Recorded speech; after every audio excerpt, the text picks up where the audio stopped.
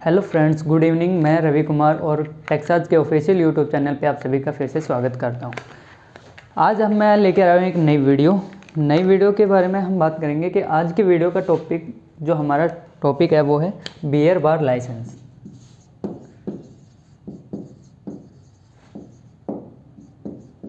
Beer bar licence हमारा जो topic है उस पर हम बात करेंगे। बियर बार लाइसेंस का कौन कौन से टाइप के बियर लाइसेंस होते हैं बियर बार के लिए और कौन कौन से क्या क्या उनके क्लास होते हैं, तो ये सब के बारे में आज की वीडियो में हम बात करेंगे।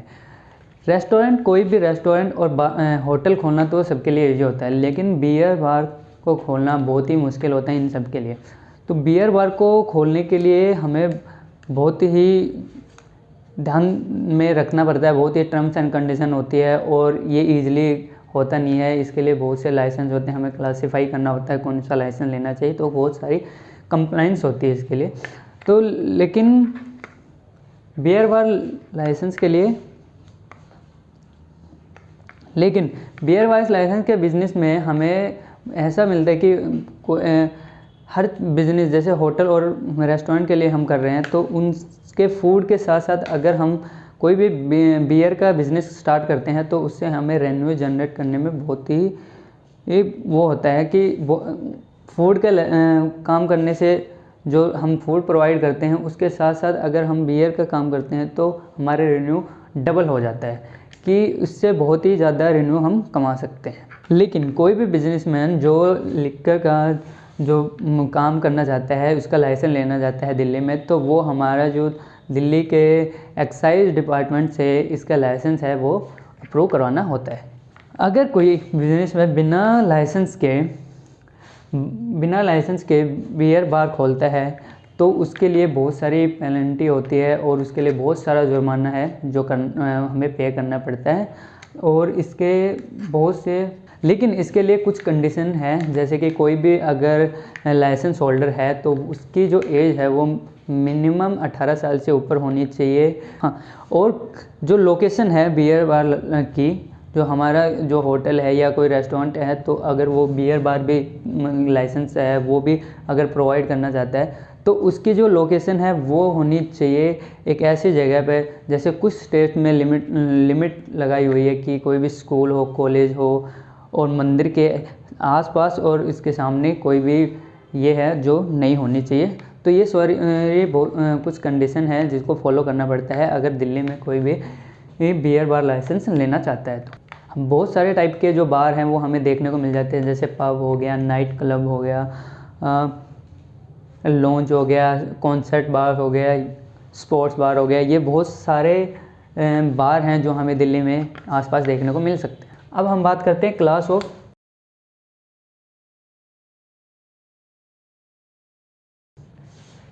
ये होते हैं क्लास ऑफ लिकर लाइसेंस के क्लास हैं। एक टैवर्न लिकर लाइसेंस का क्लास है। इसका ये है कि ये वो लाइसेंस है जो फूड के साथ साथ कोई भी रेस्टोरेंट होल्डर है या कोई भी होटल है जो ये लाइसेंस ले रखा है उन्होंने, तो इसका एक वो फूड के साथ साथ कोई भी लिकर भी प्रोवाइड कर सकता है। लेकिन उनका जो ज़्यादा से ज़्यादा प्रॉफिट होता है वो लिकर से ही होता है, तो वो ये लाइसेंस उनको प्रोवाइड किया जाता है।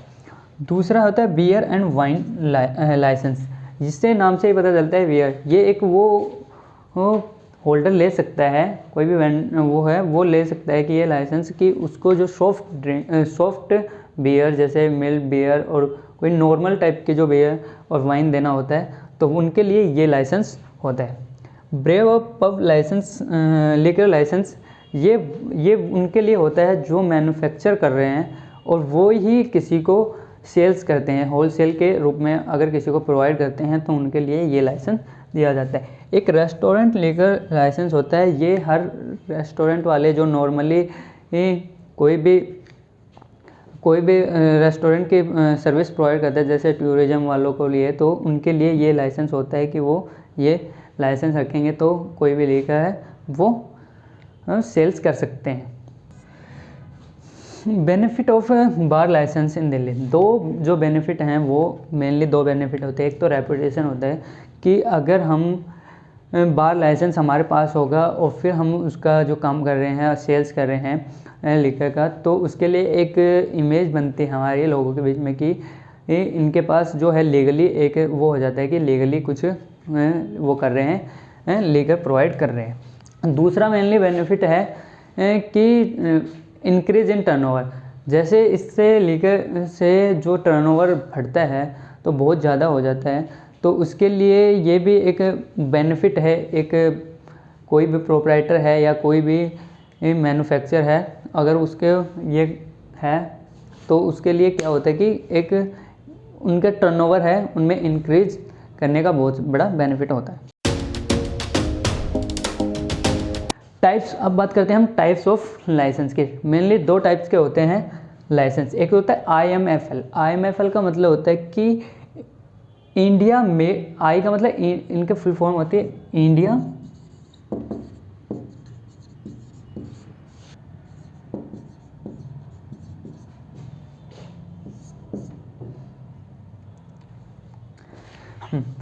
बेसिकली 2 टाइप के लाइसेंस होते हैं। एक होता है IMFL और एक है IFL। IMFL का होता है इंडियन मेड फॉरेन लीकर। इसका मतलब है कि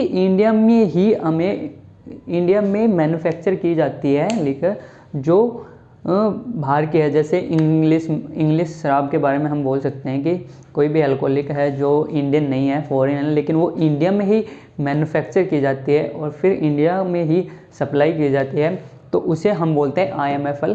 और इसका जो लाइसेंस लेना पड़ता है वो इंडिया से के लिए होता है कि वो इंडिया में ही बन रही है, लेकिन वो है फॉरेन लीकर। दूसरा होता है IFL।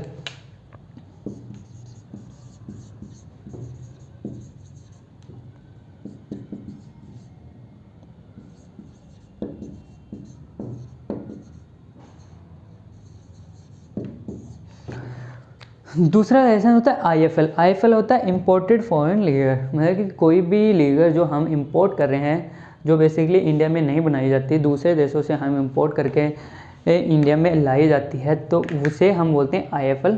तो 2 टाइप के हैं जो लाइसेंस होते हैं कोई भी लीकर के लिए। अब बात करते हैं कि ये 2 मेनली लाइसेंस हैं, इनके अलावा भी किस टाइप के क्लास के जो है लाइसेंस होते हैं, उनके बारे में हम एक एक करके डिटेल्स में बात करते हैं।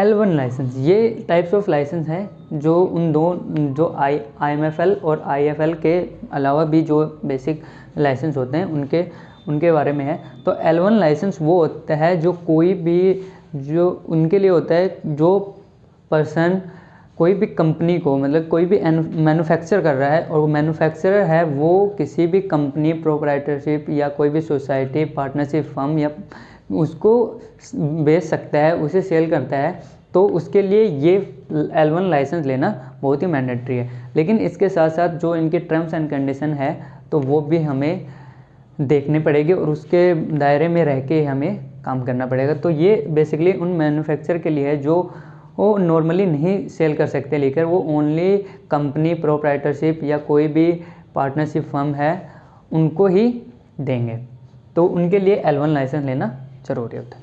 दूसरा लाइसेंस नंबर 6 L6 लाइसेंस। ये लाइसेंस वो होता है कि कोई भी रिटेल वाला है जो भी रिटेल के लिए L6 लाइसेंस होता है कि जो भी फॉरेन लीकर होती है उसको रिटेल में सेल्स करने के लिए हमें L6 लाइसेंस लेना ज़रूरी होता है। वो भी दिल्ली के, हमारे जो दिल्ली के डिपार्टमेंट है एक्साइज डिपार्टमेंट ऑफ दिल्ली, उससे हमें L6 लाइसेंस लेना पड़ा गया ताकि जो फॉरेन से हम लीकर इंपोर्ट करके लाए हुए हैं और उनको दिल्ली में हमें अगर रिटेल सप्लाई करना है तो उसके लिए L6 लाइसेंस होना बहुत ही ज़रूरी है। L9 licence. L9 लाइसेंस वो होता है जो फॉरेन और इंडियन दोनों लीकर की रिटेल सप्लाई के लिए होता है, और इस दिल्ली में अगर दोनों टाइप की लीकर है वो अगर हम सेल करना चाहते हैं तो उसके लिए हम L9 लाइसेंस लेना ज़रूरी है, जिसको पहले L52D के नाम से जाना जाता था। बेसिकली 6 है वो होता है फॉरेन लीकर को हम बेचने के लिए होता है, जो रिटेल में सप्लाई करते हैं। और L9 से हम इंडियन हो या फॉरेन हो, दोनों टाइप के जो लीकर है उन दोनों को सेल या सप्लाई कर सकते हैं रिटेल में। L10 लाइसेंस भी बेसिक इंडियन और फॉरेन दोनों लीकर के लिए ही अप्लाई होता है कि दोनों के टाइप के जो लीकर हम रिटेल में सप्लाई कर सकते हैं। लेकिन इसमें जो L9 की टर्म एंड कंडीशन लगी हुई है वो इसमें फॉलो नहीं की जाती थी। तो इसमें कुछ टर्म कंडीशन अलग है, लेकिन इसमें वो टर्म जो 9 वाली टर्म एंड कंडीशन है जो Delhi excise department of Delhi ने जो लगाई हुई है, तो वो L9 वाली L10 में हम नहीं करते हैं। तो इन दोनों का बेसिक यही है कि वो दोनों एक ही काम करते हैं, लेकिन इनके टर्म एंड कंडीशन इसमें हम नहीं करते कंपेयर। P10 और P3 इन सभी के बाद में आता है P10 और P13। ये दोनों हैं एक ही लाइसेंस जो उनके लिए होता है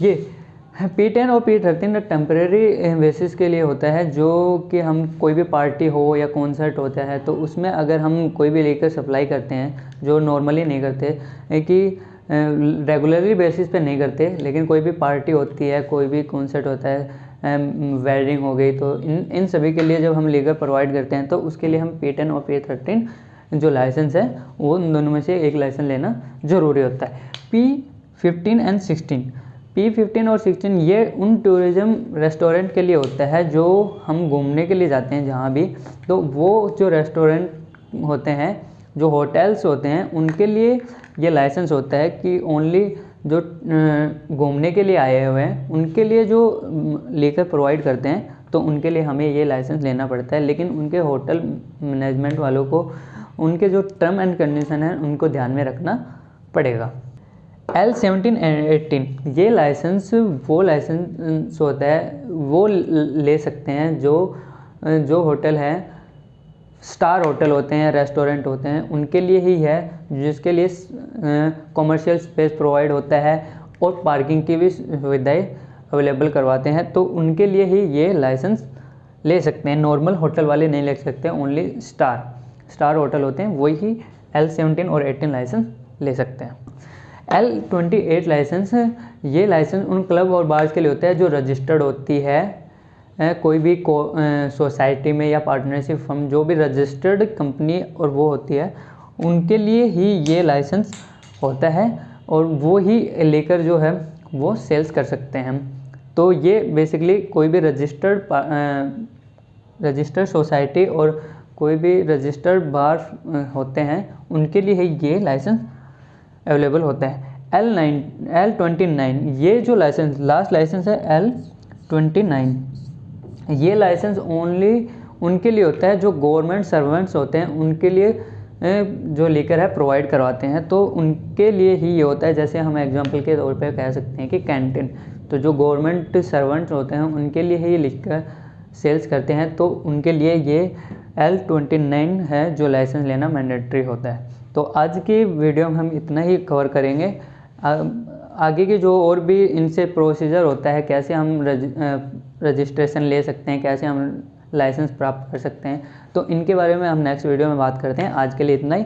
अगर आपको वीडियो अच्छा लगा हो तो लाइक कर देना और कोई भी क्वेरी हो तो आप कमेंट बॉक्स में हमसे पूछ सकते हैं। मिलते हैं नेक्स्ट वीडियो में। आज के लिए इतना ही। Bye bye. Thank you so much for watching.